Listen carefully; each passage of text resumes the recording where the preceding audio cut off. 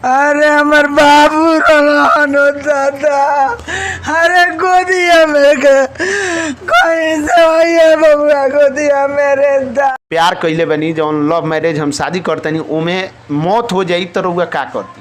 हम ना को बेचारी देखते बेशक अपना आगे के सामने देखती लेकिन शादी ना करती। जितना लोग बा उ सब केहू के सजा मिले के अगर ना मिली न हम मार देम लेकिन मर जाम हम मार के हमहू चल जाम अपना सूरज के पास लेकिन ये लोग के मरला के बाद हमार परिवार ना हो। हमारा पति के मार ले हमार परिवार हो मर जाइलो लेकिन कोनो हम आंसू ना बही हमरा आँख से। सब जना मरिलो सब जना केहू ना बची। नमस्कार, हम निपुण सिंह रउआ देख रहल बानी BMN सारण। रउआ पता होई जौन चपरैठा अतरसन पंचायत के चपरैठा वाला जौन प्रेम प्रसंग वाला मामला रहे जना में दूगो गिरी जी लोग वाला जौन झंझट रहे ओमें जौन परसों सूरजकांत गिरी के लड़की के परिवार वाला के घर के तरफ से मर्डर कर दियल गई।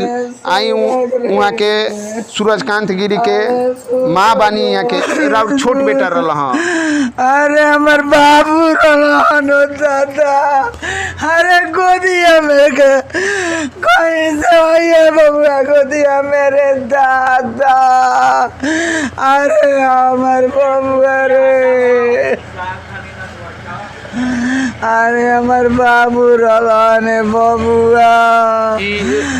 रउआ लोग जैसे कि एमे तो लड़की के परिवार वाला के तरफ से बार बार धमकावले जात रहल। अरे लड़की के परिवार वाला के चलते 10 साल भर बाबू रो के छोड़ के हट गई नी। सारा घर दूर के लड़की के परिवार हमार सब को पंखा ले घर में नहीं कर चल देखी घर में चल के एगो टीवी होते होते टीवी में कुछ नहीं कसन छोड़ ले ताला काट के सारा चोरी कर ले सा इन्वाइटर तक ले उठा ले गए तो वो ना हम नहीं बाबू लोग के लेके जब बाबू लो अस्थिर रहो जय दसन लूटा सन हमार बाबू लो बाच रही बाबू के देख के संतोषवा करत रही। अरे दादा रउआ अनुमान रहल कि ए हद तक ले भी एकर अंजाम हो सकता। इतना ना रहल जे हमरा बाबू के गोली मार देलो। हमार बाबू में ताकत रहलो बाजू में हमार बाबू 5 आदमी के उठा के फेंक दी तन लेकिन धोखा से घातवा लगा के बाबू लो आवता गाड़िया पर एक बाइक हमला मोटरसाइकिल चढ़ा दे सब गाड़ी के बैलेंस बिगड़ कर गाड़ी गाता खाता में चल गई। गाड़ी हमारा बाबू हमारे निकल गए गड़िया में से हो रहे दूगो पीछा रहे आई 20 गो रहे सन 20 गो रहे सन 20 गो इंगल लेके मोटा मोटा इंगल तब तो लड़का के एगो लड़का पर फोटो में बावे एगो लड़का पर 20 गो इंगल चला के जब लड़का गिर गया छाती पर बैठ के एमे केहू के अभी अरेस्टिंग भइल कि ना कोई के ना प्रशासन कुछ नहीं के कर आज चपरैठा गाँव में गाड़ी ना आयल प्रशासन के कुछ नहीं के करत प्रशासन के लगे 20 बार हम गइल बानी उप मुखिया हम गइल बानी जे उप मुखिया हम ही कहे हमरा जान के सुरक्षा दी। एक बार थाना पर गइल बानी आदेश दे के आवेदन आइल बानी तल हमरा पर हमरा हो गइल बा CCTV कैमरा में सब ले जाके रिकॉर्डिंग दिल बानी तो वो थाना ना कुछ कइल कुछ ना कैलस अतना ना ओकरा लगे पैसा रहल दारू के धंधा बंदूक के धंधा जमीन के धंधा के बेर पैसा उझिल देत रहल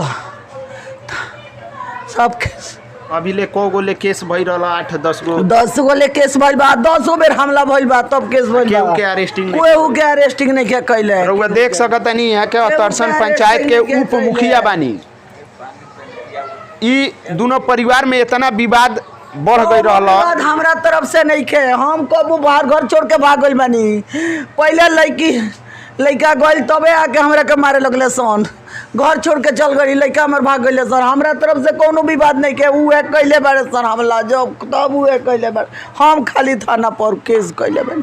अच्छा रउआ लड़का के तरफ से भी तनी गलती भई रहल ई कबो समझावे के कोशिश कैले रहनी कि बाबू एकरा के सल्टा लिया ना एक नहीं हमार लड़का का गलती कैले बा प्रेम कैले बा शादी कैले बा तब वो लड़का के हम इतना कैले जे बेदखल कर देनी खीस में जी लेकिन लड़का हमार गलती मानलस जे मम्मी हम गलती मानतनी तब वो हम लड़का के हमेशा समझावतनी हमेशा डंटले बानी लेकिन का करबे ते गोली मार देबे हमरा लड़का के लड़का के हमार लड़का तोरा लड़की के नहीं खेनू लेके गईल। तोर लड़की बालिक बिया 22 साल के बिया, अपना प्यार से गईल बिया, खुशी से गईल बिया लड़की हम लड़का के साथ।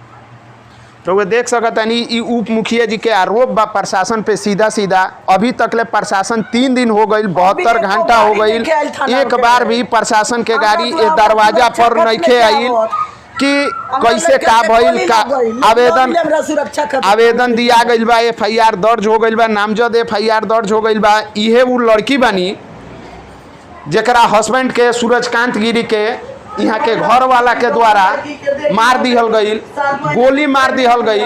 ई लड़की प्रेग्नेंट भी बाड़ी। उ लड़का इस जीवन में आवे से पहले अपना बाप के खो देलक। रउआ अनुमान लगौले रहनी है कि ऐसे हो सकता, रउआ घर के लोग कर सकता? हाँ, कभी सोचले रहनी है?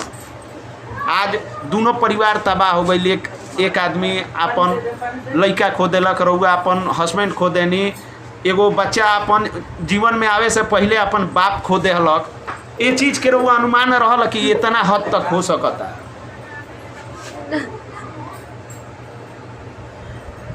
रउआ देख सकता नहीं 22 साल के मात्र लड़की बिया, 22 साल के लड़की। अब इस लड़की के ना केहू आगे बा ना केहू पीछे बा। लड़की के घर वाला ही लड़की के सुहाग गुजार देहलक। आवे वाला बच्चा के बाप के गोली मार देहलक।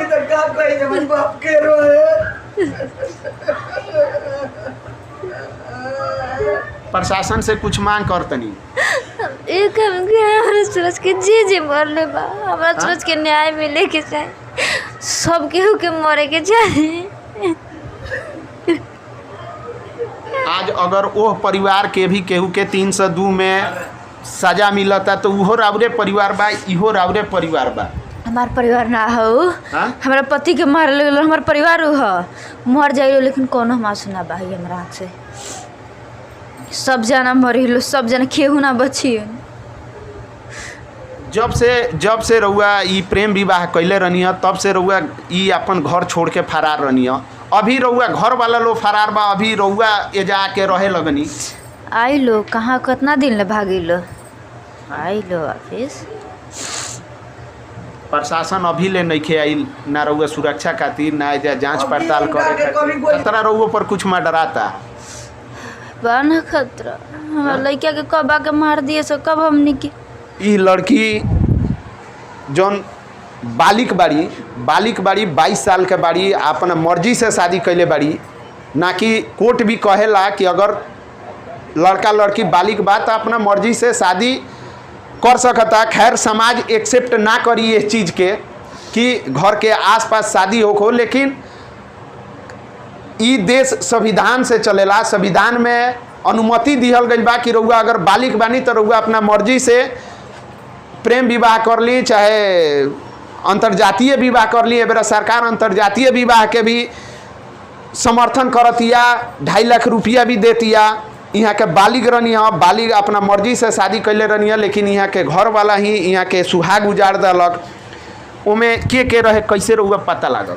सब केहू रहल, सब के हमार बड़का पा के पूरा बेटा बेटा सब, उनकर मेहरारू, हमार बाप, हमार पूरा भाई, यहाँ तक हमार फुआ सन के लड़का तक रहल सब 3 गो के।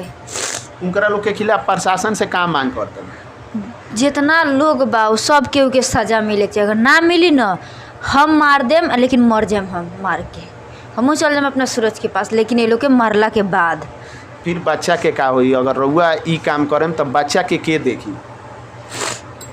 पापे ना तो हम का करें? रउआ अनुमान लागल होई कि हमारा सूरज के हमारा घर के लोग ही गोली मार दी। कैसे ही पता चलल कि गोली मार दे हल्लो? तो फोन आइल, भैया फोन करके बताओ।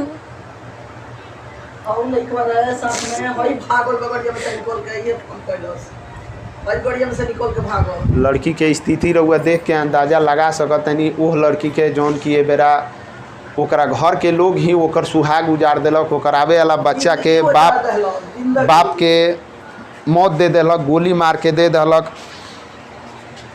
रउआ लोग के जैसे पहले से तो बहुत सारा केस रहल ह, इस मैटर पर 10 गो केस बा 10 गो केस कुछ रहल। थाना नहीं के कैले 10 केस में हम जा के गुहार कैले बनी थाना के लगे बड़ा बाबू के लगे जे एगो भूसना के गिरफ्तार कली एगो भूसना गिरफ्तार हो जाई सब ठंडा जाई ऊ है ओमे के मास्टर माइंड बा भूसना जैसे देखी जैसे फिल्म में होला नु जे एगो होला ओकर 10 गो आदमी रहला वैसे रहला भूसना बंदूक के धंधा दमन करत रहे वहाँ से भागल एक पेटी बंदूक लेके हमार देवर और उत्तम साथे दोनों गई रहे सन बॉम्बे आ वजह से धंधा क के एक एक पेटी बंदूक लेके वहाँ से भाग गई हमार सास रही खुद हमरे से देखौले रही एक पेटी बंदूक ओबरा हम एके में रहनी सास में आ ऊ बंदूक ही धैले बारे रह सन एकरो घर में रहला ओकरो घर में रहला शराब के दारू के पूछी ओकरा से उहे भी है ओकरा घर के गवाही ओकरे से पूछी ओकरा घर में का धंधा पानी होत रहल?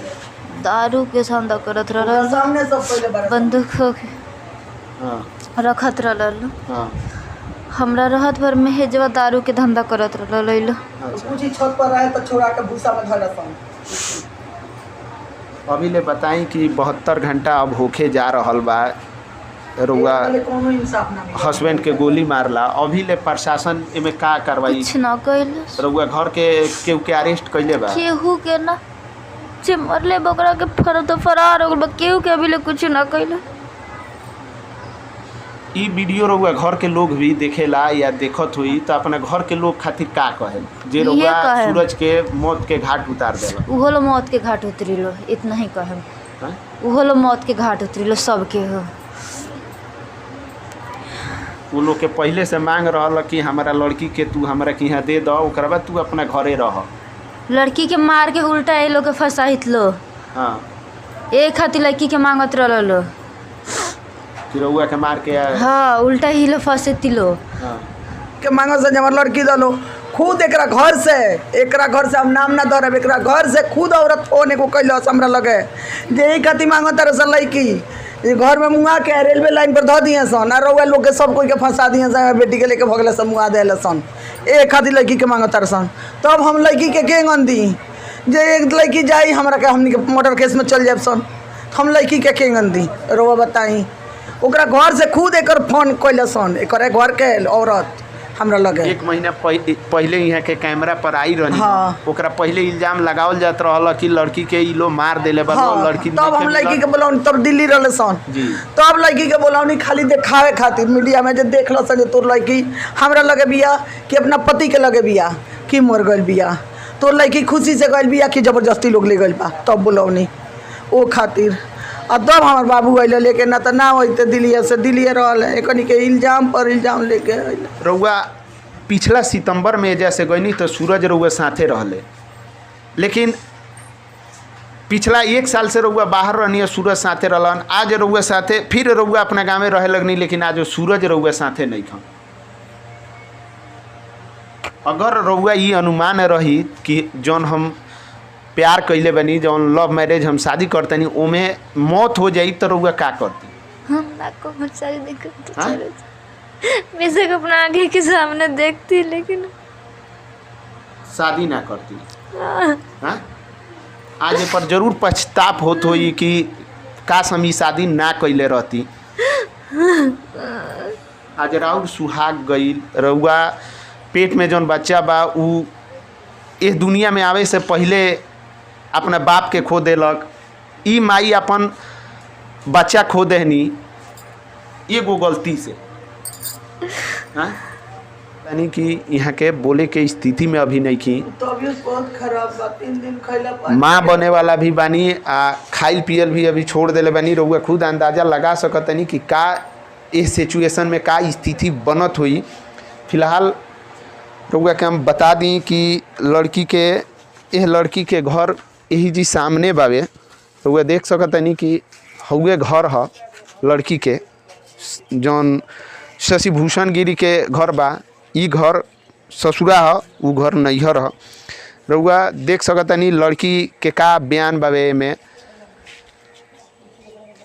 इस वीडियो के ज़्यादा से ज़्यादा रउआ शेयर करी कमेंट करके बताई कि ई मामला के रउआ अपना नज़र से कैसे देखतनी ई मामला में का सही भइल का गलत भइल कमेंट करके रउआ बताई ताकि आगे खातिर आवे वाला समय में लोग खातिर एगो राउर कमेंट आगे के मार्गदर्शन भी बनो